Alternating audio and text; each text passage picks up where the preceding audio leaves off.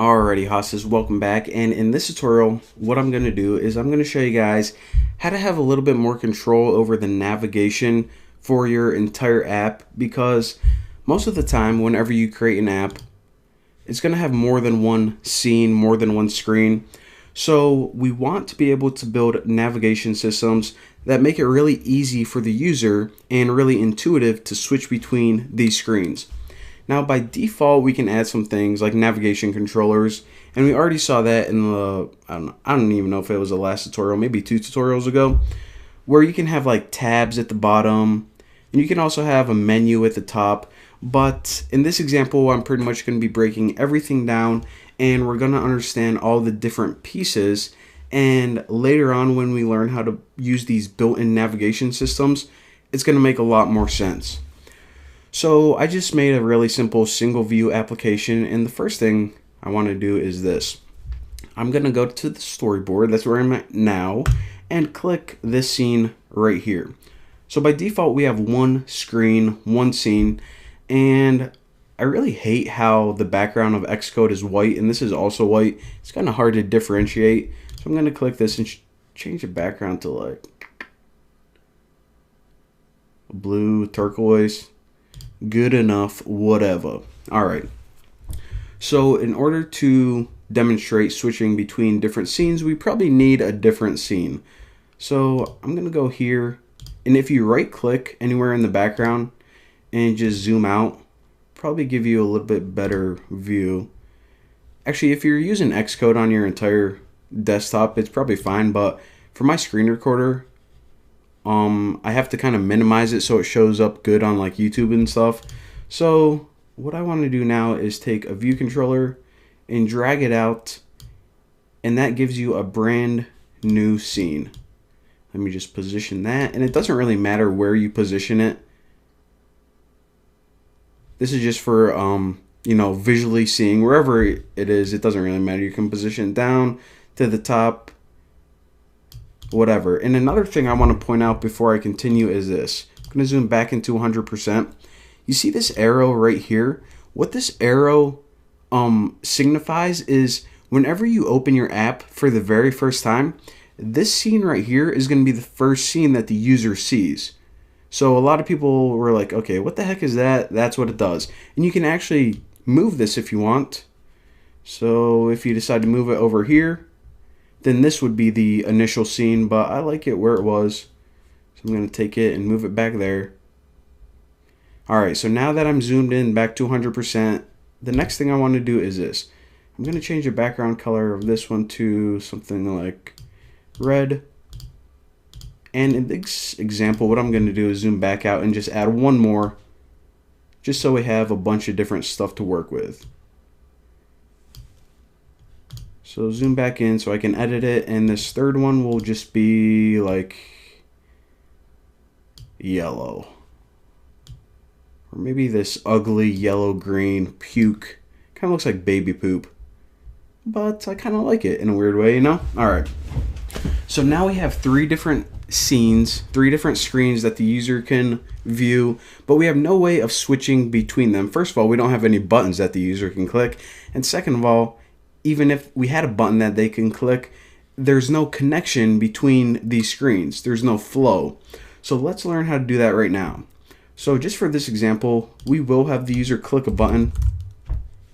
So type in button and drag one out to your very first one. And since I'm not you know, using proper size classes or layouts or anything like that, just stick it in the top left, and then whenever we run the simulator we can see it. And change the text on this to like, go to scene 2. Alright, so that looks good right there. And whenever they click that, I'll show you guys how to change the screen to this one. And we'll also have a button on here that says, go to scene 3. So this, of course, is scene 1, scene 2, and this baby poop one is scene 3. Alright, so now we have buttons so the user can actually touch something on the screen. So how do we pretty much get that transition or that segue between them? Well, what we do is actually really incredibly easy. Select the button that you want, and hold down Control on your keyboard and drag that blue line and release it to whatever scene that you want to transition to whenever they click the button. Now, a segue, of course, that's how you pronounce that word. I actually didn't even know. I heard people say it before, but I never seen it written down until like whenever I started learning about iOS development. So it's kind of weird, but whatever. So just choose show right now. And I'll talk to you guys about the different types of segues or transitions that we can have. But right now, what this does whenever you add that connection is it says, okay, now I know whenever the user taps this button that you want to go to this scene right here. So we can actually run this right now. Let me go switch to like iPhone 5 or something. Alright, so once my stimulator loads. Why are you unable to run, you son of a... Probably because I was moving it around. Alright, beautiful. Alright, so remember, the reason that it knows to go here is because this little symbol says this is the very first launcher screen for this app. So it starts out on your blue one, and whenever the user clicks the button, go to scene 2, it takes them to that other scene, scene 2. So now, since we didn't add any functionality to this, whenever they click this, you see I'm clicking it, but nothing is happening. So we already know how to do that, so let's take care of that right now. Select the button, hold down Control and drag. And if we hit show and run this again, check it out. Go to scene 2, takes us to the red scene. Go to scene 3, takes us to the baby poop screen, looking awesome. Now we're like, alright then, how do we get back to, you know, that red scene or that blue scene again? Well, there are a lot of different ways. Of course, since you already know that functionality, you probably could figure out how to make a button to make a segue in the opposite direction. But what I want to do is show you guys how to add a navigation controller, and this takes care of a lot of the background functionality. And another thing I want to mention is this. Let me stop this and run it again and show you guys a problem that we have. You see, in the user's mind, whenever they're going from one scene to another, the way that mobile apps are built, they're kind of gonna picture it, a scene sliding in from the right to the left. Now check this out. By default, the transition is whenever I click this, it slides up from the bottom. So I'm going to click it again and see how that scene slides up from the bottom. Well, what we can do is, I'm going to show you guys in the next video how to customize these transitions.